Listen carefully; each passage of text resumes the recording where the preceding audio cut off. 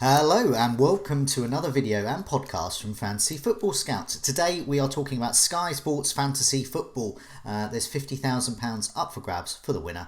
My name is Joe and joining me ahead of Game Week 30's fixtures is Luke. Luke, how are you? I'm very good, Joe. Yeah, we were just talking just before we went live, weren't we? Yeah, Football's been so long ago, I've forgotten what my team even did I the know. last couple of weeks. But it's been nice to have a little break, a little Yeah. recharge. Well, luckily you sent some pictures over of your team and I've got my team as well from Friday, so we can put those up so we can remind ourselves where we're at. Mm, And we have full bunch of fixtures to come because we just had a blank game week. We'll say just, it was like over a week ago. So what we usually do here, we look at the latest tier 2 man of the match stars.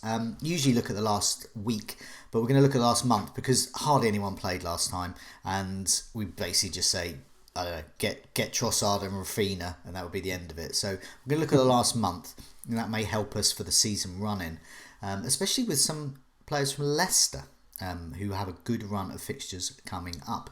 Man of the matches. Two I picked out were Welbeck and Iheanacho with two each. So if you are fancy a Brighton player, Welbeck is your man to get for man of the matches. Iheanacho, very interesting. Great form for yeah. Leicester. I mean, we've got some more Leicester players to mention, but are you interested in Iheanacho at all in Sky? It's an incredibly tough one, isn't it? Because he's exactly the kind of player I would normally avoid in Sky, especially when you've got limited transfers, and especially towards the back end where then you may have to use another one. Um, because I know, just instinctively you think he's not part of their first 11 for most of the season. So then suddenly when he comes in and performs so well, and then people are like, oh, let's jump on him. It's very much an FPL buy for me. But then he's been that good and it's been working that well that it does make you think that maybe. So Yeah, and all the other forwards are terrible, which helps. So yeah, maybe I can sit on yeah. the fence on that one. Maybe. Yeah, he's. I would put him as a differential. If you've got a lot of Mm, transfers left and you fancy a punt and changing things up front, and you haven't got any Leicester coverage, he could be the one. Shots yeah. tier 2. Chris Wood for Burnley has Yeah. hit that Going twice nowhere near that. over the Yeah. last No. month. Then Ward Prowse, De Bruyne, Hmm. Foden, then Vardy and Iheanacho have got it once over the last month. So once again, you're getting a broad spread of points there. Looking at passing tier 2, Sionchu and Diaz have got it for three times. Okay, these are Mm. that. See, see, now you're talking my language when we say Yeah, about when we saw Leicester players, yeah. Soyuncu's dumping Talking right off the page. Fafana twice as well. Yeah, this is definitely more. This is the sensible territory. In my head, I'm going, "Oh, Ian Hatcho, wow." But yeah, as you said, the reality of Sky, Sionchu is up there with Diaz in terms of getting passing tier 2 three times over the last month. So that puts him in a very elite category. Tackles tier 2. Lalana has got it a couple of times. Tierney, Cash, and Castagna as well. So another Leicester name there. Mm. And then saves tier 2, Meslier and Ramsdale got it twice. So if you're in the market for a goalkeeper who plays for a team that are going to be making a lot of saves, potentially, be facing a lot of shots, they could be. They could be options. Meslier has literally since overhaul, because I had him pre-overhaul. I think it might be every single week. If Yeah, not, it's very close. He has hit at least saves tier 1 and yeah, possibly saves tier 2. So I switched him for Martinez because Martinez was killing me every week, and I think Meslier has probably no, outscored yeah. Martinez since, which is just typical, isn't it? It's just the way it works. The interesting way the fixtures are is that Leeds, after they play Sheffield United, they've got a very bad run. Yeah, And yeah, then it goes very good towards the end. yeah. So if you find yourself needing a goalkeeper in the final few matches, Meslier could be your man. Well, even in the most difficult ones, he's probably going to get saves tier 2. So I suppose he's still an option from now to the end of the season. Yeah. Yeah. Okay, let's move on to our team. So we remind ourselves. So here's your team. So this is what you came out of the blank with: Martinez, Azpilicueta, Stones, and Diaz. So a couple of Man City players, which gives you a bit of a differential edge there. Antonio, Neto, Fernandez, and Rafinha, and up front, Kane, Calvert-Lewin, Salah. So looking at this, and we'll come to the fixtures shortly in detail, but Yeah, what are your plans with this? Your precious transfers that are left. Any Yeah. plans? Well, there's not too many plans because I don't have many left. So for me, it's going to have to probably be more reactive than planning. However, obviously, I've looked at what I'd like to do and what others are doing and stuff. So there's a few out there that still interest me. But I do have 10 different teams covered there. Obviously, as you said, Man City, Stones and Diaz is the only double up I've got for a team. And to be honest, of all the teams, Man City are probably, even though they've got the worst fixtures, are still probably the one I'd edge to. And also the fact that you can never be sure on their lineups at least gives me two chances to get someone who's actually playing. Yeah. So yeah, I'm pretty happy with that. The only, so I've got Everton for Calvert-Lewin. I think he's quite important coming up. Salah, who's been absolutely woeful, and I really want to get rid of, but then suddenly has a nice run in, and I feel like still, and then maybe it's just Yeah. allegiance as a fantasy manager for these last 3 years. Like he could come good, so there's part of me that just wants to keep him for that. I mean, the thing is, if you hold him all this time and he's been woeful, and then you get rid finally because you've had enough just before he has his good run, and then he does really well, you can only blame yourself. I feel like. Yeah. So it's so yeah, that's very much up for debate. But my midfield is basically to cover the nice fixtures moving forward. I've got Antonio in there, who's been great, as we know. Obviously, he's very injury prone, so that's one that I may have to address in the future. Neto is simply because Wolves' games are just, we've talked about it a lot. They are so good. And I've decided to go for Neto over a defensive asset just because they don't really get the bonus points. Yeah. The games are so good that I wouldn't be surprised if a defender got enough clean sheets to cover a Neto or even do better. But that's just the way I decided I wanted to go. And yeah, I've got my Azpilicueta in there, who I think is probably the key man from now to the end of the season. So overall, I'm really happy. The only things I really would like to get is there's a much talked about move later on of Martinez to Patricio, maybe for me. But as I've got Neto, possibly not. And a Leicester player is what I'd really like. So I just talked about him, Soyuncu. So it could be that I remove a Stones or a Diaz to get me an 11 coverage across the board. Or it could be that I finally do let go of Salah and I go for a Vardy and Iñárritu or even a Soyuncu and play 4-4-2.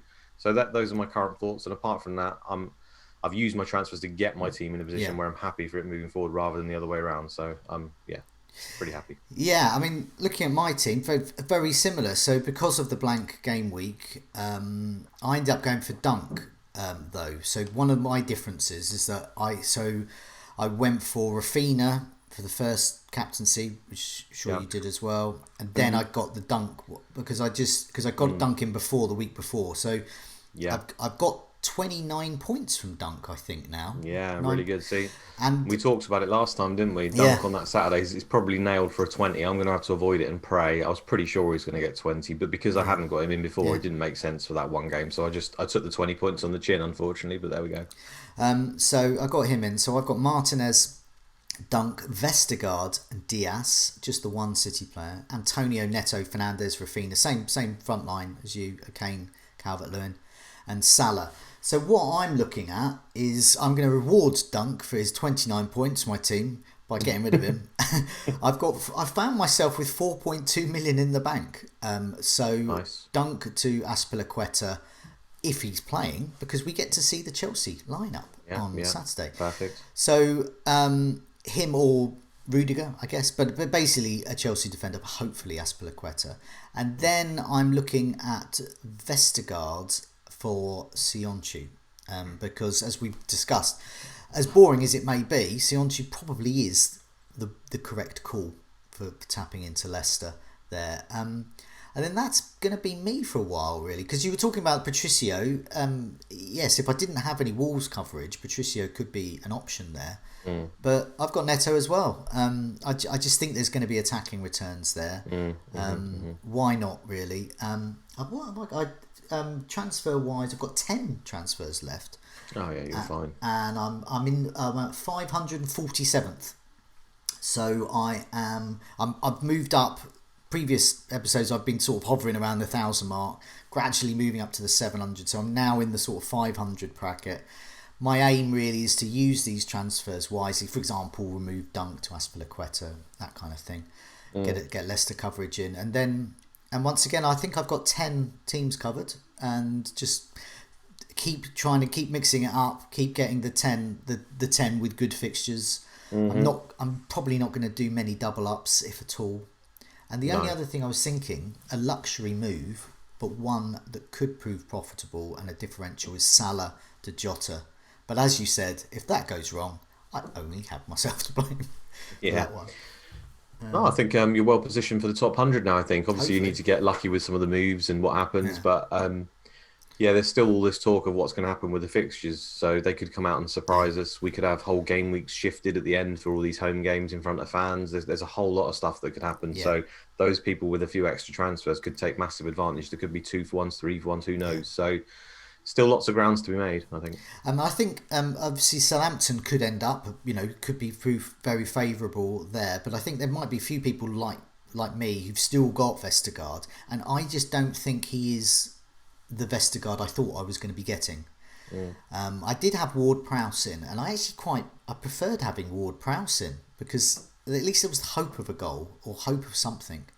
But with Vestergaard, Southampton don't seem to be doing it for me in Sky, and so I'm happy to remove him. And so perhaps too, Azpilicueta could be a move for other people there. The thing with Ward-Prowse though as well is he got a couple of penalties, didn't he, while Ings was out again, and his stock almost goes up when Ings is out, which is strange because you'd think he'd get more assists when Ings is in the team. He probably would, but he just happened to get a few penalties, so suddenly he gets that extra level of returns, and there's no saying that continues. As soon as Ings comes back, it'll revert again. So yeah.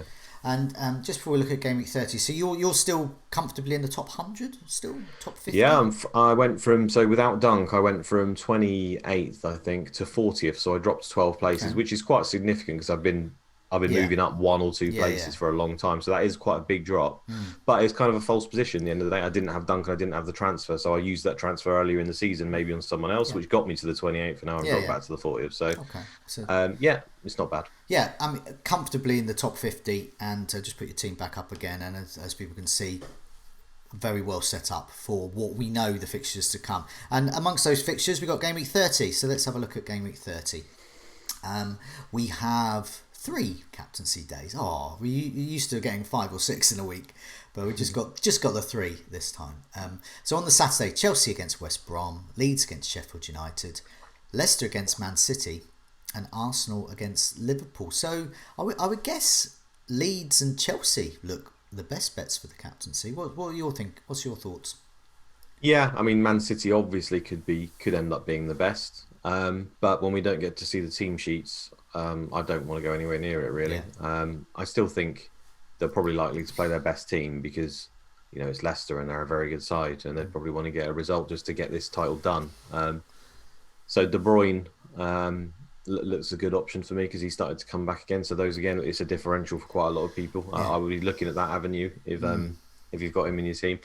But yeah, for me, I mean, we get to see the team sheets and Azpilicueta's in it. It's a 10-pointer, so I'm just going to bank it. I'm just going to stick him in, hope it's a 10-pointer, hope he can even get tackles or an attacking return, a rare, something like that, and take that. I also think, obviously, Leeds versus Sheffield United, considering they're so bad, and then they've just switched manager, which, I mean, their last result, I think, was probably their worst defeat they've had for a long time. So, a Bamford or a Rafinha there could equally be absolutely fantastic. So, yeah. Azpilicueta, if he's in the lineup. If he's not in the lineup, it will be Rafinha for me, probably. Yeah, exactly the same with my thoughts. If I see Azpilicueta in the lineup, goodbye Dunk, hello. What do they call him again? It's the guy from Only Fools and Horses. Rodney? No, they call his nickname Dave. Trigger. Oh, right. Because he always calls Trigger always calls called Azpilicueta Dave. Yeah, and then, that's it. So yeah, Dave in. So moving on to the Sunday, Southampton against Burnley, Newcastle, Tottenham, Villa against Fulham, and Manchester United against Brighton. My philosophy is if Fernandes is playing in a on paper easy home game, I'm going to captain him. So I'm going to captain him. What do you think? Yeah, when you say it like that, it makes me think that I should do that. My only reservation is that when you look at the 2 teams, because the other one I consider is Spurs versus Newcastle, is that Brighton are a hell of a lot better side than Newcastle. Yeah. So I may go Kane just on that basis, but Spurs at the moment have looked pretty woeful themselves, haven't they? Yeah. So and possibly without Son as well. I think if I hear news that Son is fit and he's playing, I'll be very tempted to do Kane. If he's not, then defaulting to Bruno Fernandes is absolutely fine. Yeah. I think even though Brighton are good, generally Man United, I mean, we usually beat you sort of 2 or 3-0 in the end. Yeah. Score goals towards the last It was 20 minutes. the last match, wasn't it? It was like Brighton were doing really well, and then suddenly an extra hour was added on, and Fernandes comes out with a huge score, and I anticipate the same again. But yeah, also bearing in mind the internationals as well. So they're playing 3 times in this international break, and Harry Kane did well against Albania. I'm presuming he's going to. Why would you leave him out against Poland? Because that's the trickiest game. So I'm pleased that Tottenham are playing on the Sunday, not the Saturday. Gives an extra day of rest. But yes, it's something to bear in mind, that post-international fatigue. And of course, Fernandes himself. I understand Portugal dropped points in their last match. So I'm presuming that whatever fixtures there, a tougher time perhaps for Fernandes on the international stage. But did you see that? On another note, did you see that Spurs game? Sorry, Portugal. So Portugal cleared off the line. Yeah, off the line / half in the net. Yeah, unbelievable. Anyway, it reminded me of the. I don't think it was quite as obvious as the. Was it Manchester United? Was it where Carroll was in? Yeah, goal? versus Roy Carroll. Was it Spurs versus? Spurs, I can't remember who it was. and it just went in, and they went, "Oh, didn't see that." No. Fergie on the blower, like Mark Sutton's. Yes, yes, indeed. So yeah, good day. This Kane or Fernandes. I'm probably going to go with Fernandes just because there's there's a breadth of points there. If Kane scores, he might not even get shooting, but a tier. And he might end up with 7 points. It's a very good point. Kane doesn't really get that many hauls. I mean, he does better in Sky than in FPL because he's got the shooting bonus and man of the match as well. Yeah. But Bruno is on that other level of passes, tackles, everything, assists, you name it. He could get 7 points without scoring or assisting. So all it takes is a penalty and suddenly you've got a huge score. So that's what I'm going for. And then the Monday, we've got Everton Palace, Wolves against West Ham. So both of us have got options here. Who are you thinking? Again, I'm just going to look at the opponents, I suppose. And West Ham, although they can occasionally be erratic and suddenly be poor in a game you don't expect it, they just seem to be a level above of Palace. So therefore, I've got Calvert-Lewin. I'll get to see the lineup if he's in it. An Everton team looks reasonably strong, which I expect it will be. The only thing is James Rodriguez seems to make a big difference there. So if he's in the lineup, it will definitely be him. If he's not, I may have slight reservations. But Calvert-Lewin's, I think, Neto is a very nice player. He's a very pretty player. He can maybe get 1 assist in the game, maybe get a man of the match. But I feel like his hauls have come reasonably luckily, whereas Calvert-Lewin he's almost a shoo-in for 1 goal, maybe shooting bonus. So I'll take that. Well, yeah. Also, the last match was quite. What's been happening without Rodriguez there is that Richarlison's been the main man in the centre, and Calvert-Lewin's been moved out wide. But that was reversed in the last fixture they played, and Calvert-Lewin was more the attacking in the box threat. I hope that will still be the case, coupled with Palace do tend to concede for set pieces. They're not the greatest. Yeah. We don't know who's going to be in defence with them there. So we'll see the lineup. Yeah, Calvert-Lewin. Yeah, and Palace are a team that sit deep, aren't they? Which therefore invites people to be in the box, and that's where Calvert-Lewin does his best work. So, if just on very simplistic terms, I'm expecting Calvert-Lewin to be able to be in the box more often, where he's more lethal. So let's hope so. Richarlison plus say Luca Dean. There's no shortage of creativity there. If Sigurdsson's playing, there's creative players there. So it's not like without Rodriguez there won't be any creativity. Yes, so let's move on to some questions we've had from the community. So this brings us back to what we were talking about Wolves earlier. So FPI off spinner, is Patricio the best goalkeeper to get in for the run-in? And then also, for reasons unknown, asks about that switch. Martinez out after the Fulham match for Patricio, the best goalkeeper through to the end of the season. Who would that be? And then Luke NDN asks, Patricio looks the best bet for the run-in. 2 fixtures on the Monday. on the Monday and Friday after Martinez versus Fulham. So that's the move you were talking about. Martinez against Fulham, and then ship him out for Patricio. So Yeah. good move. Do you know what? I'm so undecided on this move. It's I completely get it on paper because I am very much fixtures orientated, and they have great fixtures. They'll also obviously have more if you make that switch as well. So everything points to that being a really good move. And he has been better of late, Patricio, because I mean, you can testify that there's been periods of the season where he's been utterly dreadful. Yeah. And as a keeper, he looks to have sort of regressed a bit this season even more. He's been pretty poor in certain circumstances. He also had a really nasty head injury right at the end of the other game. I mean, I'm sure he's fine now, but that was something I suppose we haven't had any news from, so there's something to be wary of. I think it could work. I mean, the flip side of it is, especially if you've got Martinez, the fixtures for Villa are horrific after the Fulham game. I mean, they're away to Liverpool, home to Man City in the next two straight afterwards. They've then got home to West Brom, which is obviously a much better one. Away to Everton, home to Man United, which is, again, really tough.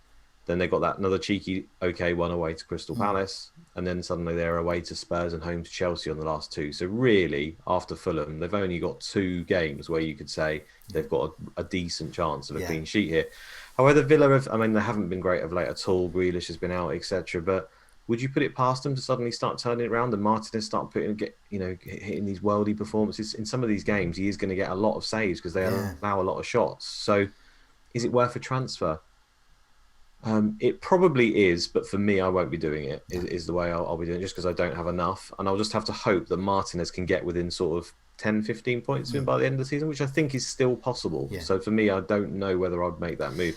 And I've gone Neto for that reason, the same as you have. So hopefully I'm right. But And also, Villa have a game to be rescheduled. They do, Plus, so the added game you're getting for Patricio over Martinez is cancelled out, so it's effectively similar or the same amount of games. So it's just the extra point for the goalkeeper, right? So if he's at the extra 2 points for the clean sheet, so he doesn't even need the saves. And you just, when you look at those fixtures of away to Fulham, who struggle to score, home to Sheffield United, home to Burnley, away to West Brom, in particular that little run of 4, and then Brighton, who we know can sometimes not score, and you can see a lot of points there. So I do like it, but I just still don't feel 100% comfortable in the Wolves' defence yet. There's too much I've seen of them this season where I know they get to nearly every game half-time at 0-0, but then they end up letting you down. It's almost worse. I prefer them to concede in the first minute. I know it shouldn't matter, but mentally it's like I'd rather get it done than see it 0-0 at half-time every time and then them ship one cheeky little goal. I mean, I guess for players like you and me who've got Neto, or those that want to get Neto in, by the same flip side, Neto is a good player to get in. Because he has that Monday and Friday. But it could be a chance to move up the rankings if you have Patricio and Neto.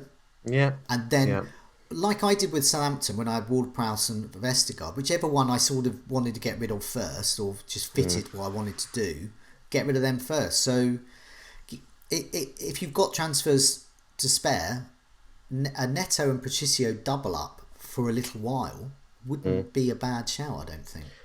No, I do feel if I had a lot of transfers, possibly even more than you've got, then there's no reason not to do this because a lot of people like me won't do it. So it's a reason just to be different. It's just I'm just not that confident on Wolves is all. And Martinez has been excellent. I know he's been poor of late, but even with those games, you just wouldn't be surprised, would you? All he needs throughout that run, right? He could get 1 point for the next 3 games, but he just needs one of those games where he does his usual 15, 16 point haul and suddenly it levels out over 3 or 4 games. And a lot of those teams, let's not forget, I mean, Sheffield United are gone now, but Fulham, Burnley, West Brom, they're fighting for their lives. So it might not be as easy as we anticipate. True. For a good point there. Yeah, it's the old on the beach or got something to play for and a lot of those teams down the bottom. We've seen Fulham as well. They can be tough. So on who you think is actually the best keeper, I mean, obviously Patricio stands out. I think you could go for the Chelsea keeper. He is only 7 million. Mendy, so I feel like they'll get a lot of clean sheets. I think he's probably the best. There's also Leno. Arsenal have just got fantastic games. Equally, they're in Europe and stuff, and the trust levels maybe not quite there, but their games are on a par with Wolves, I would say. So I think he's an option. And even Fabianski, I think, is another option as well, because he does get saves, and West Ham are pretty tight, and their fixtures are really good as well. So there's still a number of other options, I think.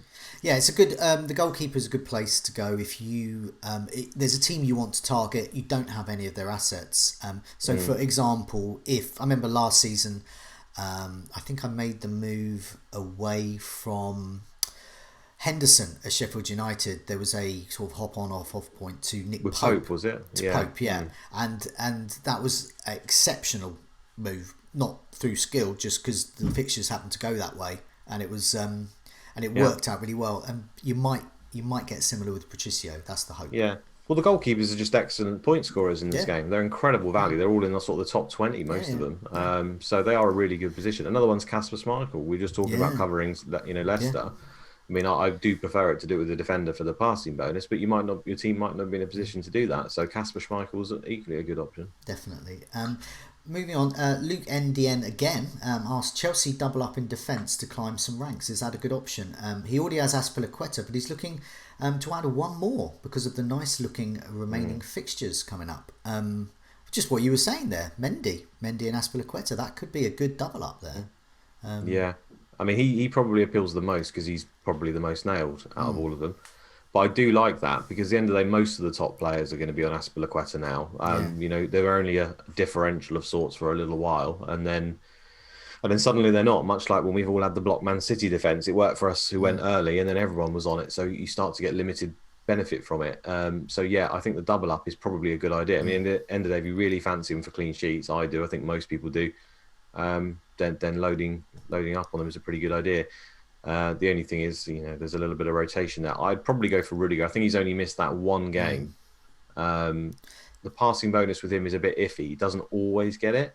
I'd much prefer Thiago Silva, but he's not fit last we heard. So Azpilicueta and Rudiger as the double Yeah, up. yeah. So rather selfish. I'm just going to put a picture of my team up again, mainly because other people might be in this position as well. Now, I have Dunk and Vestergaard. I have money to get Azpilicueta and Rudiger in. If I wanted Leicester coverage, I could probably get Schmeichel in. Or you could do Mendy and Soyuncu. That would be better. Or Mendy and Fofana. That would probably be even better because they get passing bonus. Yeah. Yeah. So, okay, go back to the fixtures again.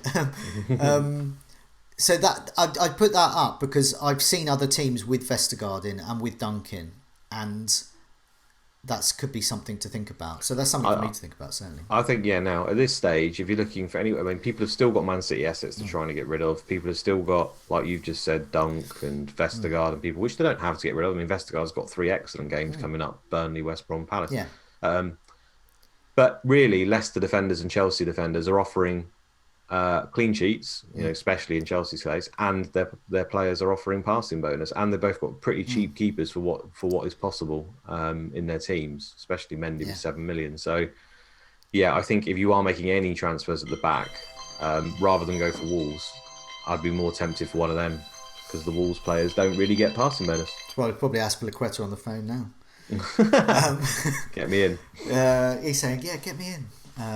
But don't call him Dave. AD Tour is Shaw a viable asset? So we've been talking about. I don't know if I've got any defender slots. We've been talking about Leicester, Chelsea double up. I still want to keep Diaz. Is Shaw a viable asset? I mean, my answer would be yes, but can I have an extra defender space, please? Again, this fits into that Iñárritu bracket for me, where it's like, he looks fantastic. I'd really like to have him. And he does feel like a bit like an FPL pick rather than a Sky pick to me, just because he hasn't been fantastic on bonus most of the time. Let's not forget he does have a horrific injury record. It doesn't just suddenly go away. He's been playing a lot of games, but he is a player who is very well known for this. So that's a worry for me.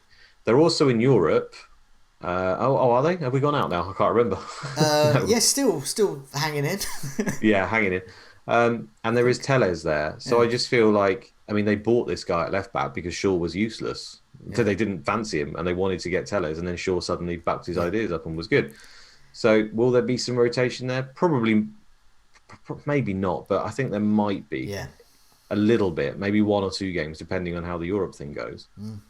So all of that combined, and Man United don't do particularly well for clean sheets. So it doesn't make sense on paper, but he's been that good, and he's Yeah. been clearly the man of the match anytime he takes to the pitch. He's obviously got a bit of an assist threat as well. That again, I think it fits into that category of if you're trying to do something different and trying to Yeah. rise up the ranks, he's one of those guys I'd go for. If you're sat in the top 10 or 20, I don't think Luke Shaw, I don't think there's enough space for him. Like, so No. there's too many other And people. you've already got the bonus, captain from Manchester United's days, from Fernandes. which is a very good point. Well, Yeah. apart from these weird 5 people in the top 1,000 that don't. Yeah, exactly. So all of that kind of points to a good option, but maybe not in the top echelon just because of what else is possible. Okay. Yeah. Okay, so if you're chasing, start considering moves like this. But if you're looking to consolidate, you probably might want to be looking elsewhere. For example, Sionchu, Chelsea double up. These perhaps more profitable, Yeah. safer moves to make. Thanks so much for joining me, Luke. It's been good to refresh ourselves of the matches coming up and get into the cut and thrust of a Sky Fantasy week coming up. Thanks everyone for your questions. Before we go, just a quick reminder about the Fantasy Football Scout members area, full of useful stats and information for Sky and FPL managers alike. Do check out the website for details. If you have enjoyed this episode, please press like, and also remember to subscribe on the podcast or on YouTube, just so that you can keep up to date with our latest videos and podcasts. But in the meantime, Luke, thanks so much for joining me, and good luck with your game week in Sky. Same to you, Joe. See you on the next one, mate.